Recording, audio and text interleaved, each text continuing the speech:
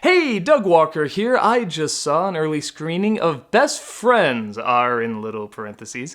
For those who don't know, this is the latest outing from Tommy Wiseau and Greg Sestero, except it's a little switch. Instead of Tommy Wiseau writing and producing this, it's actually Greg Sestero who wrote and produced this. Somebody else directed it, but this is very much obviously kind of Greg's story.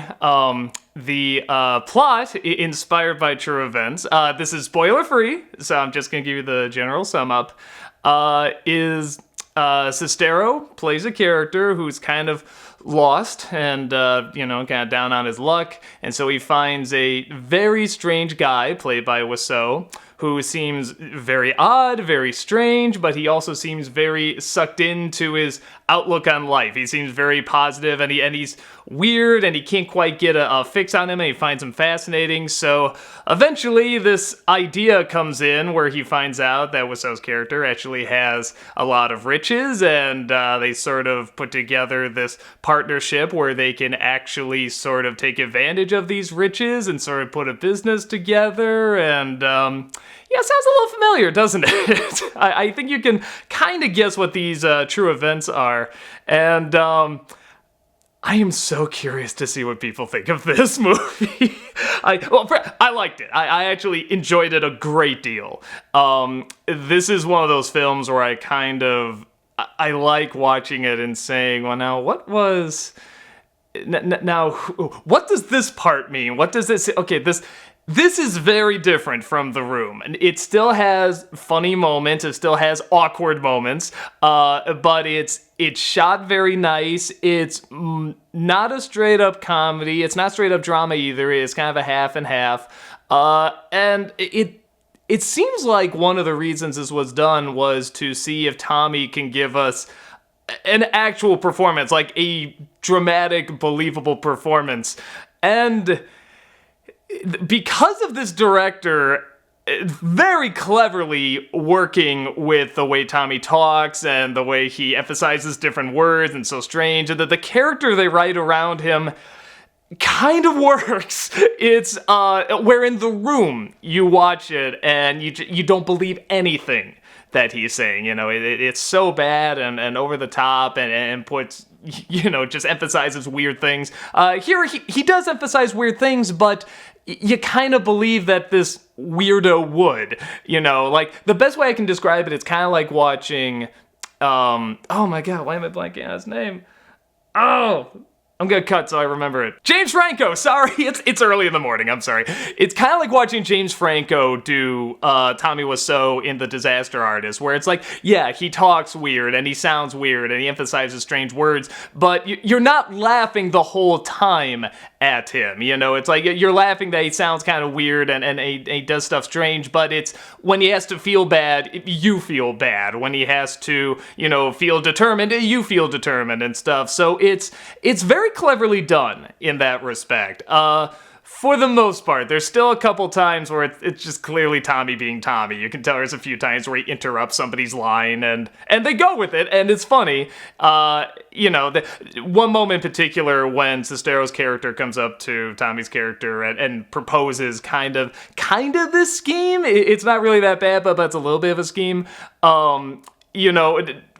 Convincing Tommy's character to go into it like, I'm like, nah, this is Tommy just reading lines, Every once in a while it just sounds like Tommy reading lines. Particularly there's one moment at the end where Tommy has to do something really dramatic, and I'm just like, okay, that was the room, Tommy. But you know who Tommy Wiseau is. I mean, to get even a line out of this guy to be, kind of convincing, especially with that voice and the way he talks and everything and the way he looks and all that stuff, is impressive. And this is a film that really, I'd say about 90% of the time, I actually bought it. But with that said, it's not something where I'm like, oh, this will start a new dramatic career for Tommy Wiseau. It's like, no, the director and the writer and Greg and everybody, they knew how to use Wiseau. They knew how to write this character around him where it's like, okay, this is just kind of what this person is like, and he's odd, and he makes masks at this morgue and stuff like that, but he's kind of morbid, but he's also kind of upbeat, and so this is a very kind of very art house. There's a lot of slow-mo, there's a lot of stuff that's kind of open to interpretation, but there's a definite story. And the one, it's not really a spoiler, but I think it's good knowing going in, this is not the only part. It looks like they're building up that there's going to be more. And the reason I tell you that is because when I got to the end of this, I didn't know that, and I don't think a lot of people know that.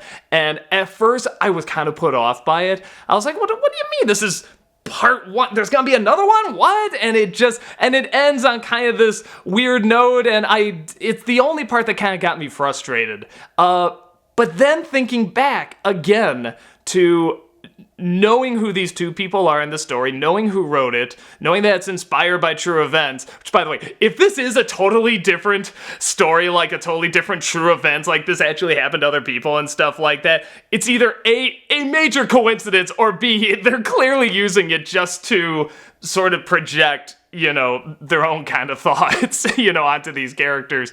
But there's literally a scene where they pick up a basketball and they toss it back and forth. They know what they're doing. So there's once in a while a little wink like that. But majority of the people going into this know who Greg Sestero is, know who Tommy Wiseau is. And because of that, I think you're gonna look at this and be asking a lot of the time, well, what does Greg think of kind of everything that happened? What was that supposed to be Greg's thought? Or maybe what Tommy is saying is kind of Greg's thoughts. In fact, maybe what Greg is doing is kind of what Tommy was doing. And it's one of those things where I love a film like this. It's something where you kind of watch it and it doesn't spoon feed it to you 100%. You still kind of look at it and be like, well, it just blurs it just enough. I'm a big David Lynch guy. I like David Lynch films, but I know other people that hate David Lynch, and that's a very celebrated filmmaker and everything, but there's people that are just like, baloney. It's just weird art house shit for the sake of being weird art house shit. So I feel like there's definitely gonna be a crowd of people that think that, but when I got to the end of this movie and I let it sit and I thought about how it ended, and I thought, what could they do with this in part two? Knowing Greg Sestero and Tommy Wiseau and their relationship and stuff, where could this go after this? And I actually started to get really excited. I'm like, actually, there's a lot of potential here with this setup. Like, I don't know exactly where they're gonna go, but there's kind of all these possibilities and sort of all these different ways you could look at it and film it and interpret it and everything. So it actually, when I let it sit for a while and I thought about what they could do, I actually got really excited to see a part two. I'm actually like super, super curious to see a part two now. So that's something that's good knowing going in my opinion. That's like the one kind of spoiler, I guess. It's kind of like saying, you see Star Wars, there's gonna be more. It's like, does that really ruin anything?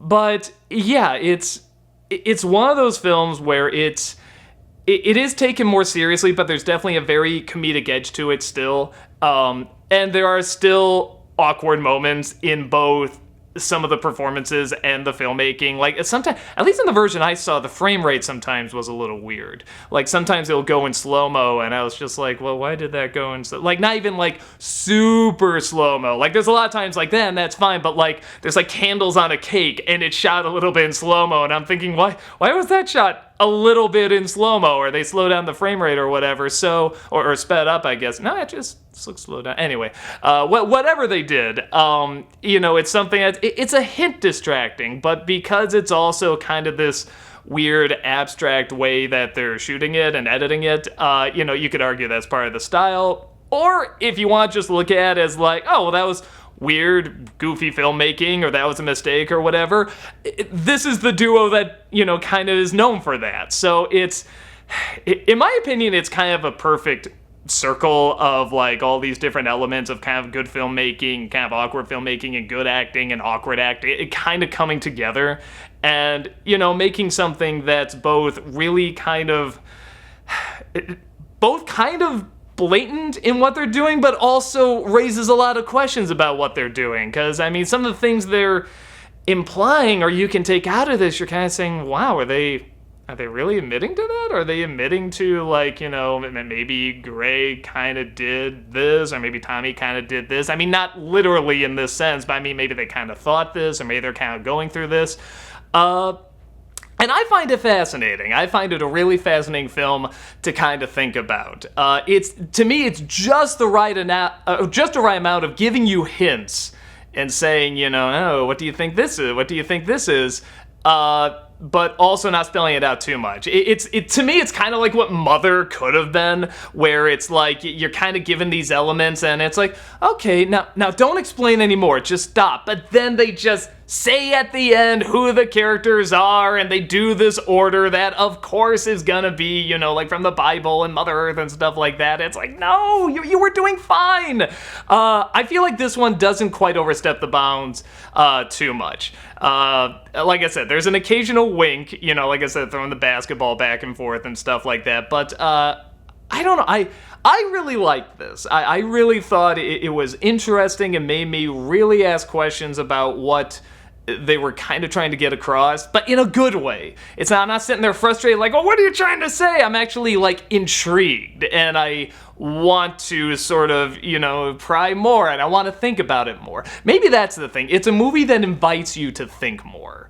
But I will say, kind of only if you know who Greg Sestero and Tommy Wiseau are, which like 95% of the people seeing this movie are going to. If you don't, you'll probably just see it as like, oh, weird art house film, whatever, and then probably not think twice about it. But because really the majority of people seeing this movie are going to know who Greg Sestero and Tommy Wiseau are, I think they are going to be asking some interesting questions, like why did they choose to have this character be this way and this character be that way? So I really enjoyed it. I thought it was engaging. It was still a story where you kind of say what's going to happen. You can't predict always where it's going to go. And I'll even give you a great example of Tommy's acting here. There's a scene where they're trying to trick Tommy's character, and he's looking at this thing that's a forgery. And my wife's watching this with me, and she goes, "Oh no, he knows it's a fake!" And I said, "Do you realize we just got concerned because we were invested in a Tommy Wiseau performance?" Is there any point in the room when you're like, oh no, he's gonna find out? I mean, no, you're just laughing at how ridiculous it is, But with this one, we legit were like, oh no, like, he knows. So it's one of those things where it's like, and I know it's like, why are we praising someone who, actors do that all the time and easily and in their sleep and stuff like that. But again, there is kind of this fascination to Tommy's passion and his weird outlook. And I feel like the director and Sestero kind of really honed in on that. And they honed in on in The Disaster Artist, both the book and the movie. And I feel like they kind of honed in on it here. But it also kind of goes a darker route, too, near the end. Actually, it's always kind of a darker route in this one, which I like, too. There's definitely sort of this dark edge to it. But like I say, if you're looking for kind of a corny movie, too, I mean, you'll get that as well. There are definitely moments where, where somebody might say a line kind of weird, or there's a little bit of like, kind of awkward filmmaking and stuff. I mean, for the most part, it flows pretty well, and it gets across, I think, what it's meaning to get across, in terms of like, if you're supposed to feel sad for this character here, you feel sad for him. If you're supposed to laugh at how weird this character is, you'll laugh at him. It's the right emotions I feel they're trying to get are being projected. So yeah, I really like it. I definitely say go see it, especially if you're a Sestero Wiseau fan. I think this is you'll really be walking out saying like, man, what are they trying to say? What are they trying to do? And now I'm really excited for part 2. But I know there's definitely gonna be people that are just gonna be totally turned off by this. They're gonna see it as too art house and too slow moving, or why did you try to take it seriously? But I mean, I feel it works. I feel it's because I know these people's background, and most of the viewers watching this know them too. I think it's something that's really interesting and kind of leads to some fascinating questions. that I'm hoping I don't get the answers to. Like I said, this is the kind of movie where I'm like, no, and don't answer it. You can create more questions, more kind of ideas, but don't answer them, kind of thing. So, yeah, we'll see where it goes. We'll see what the next part leads to.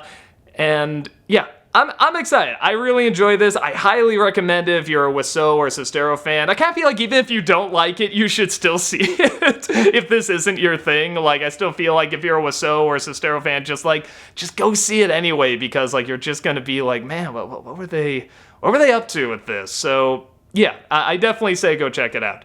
That's about it. It's going to be on the big screen. Fathom Events is doing it. Go ahead, look it up. See, your local theater might be showing it. And that's about it. And I will talk to you guys later.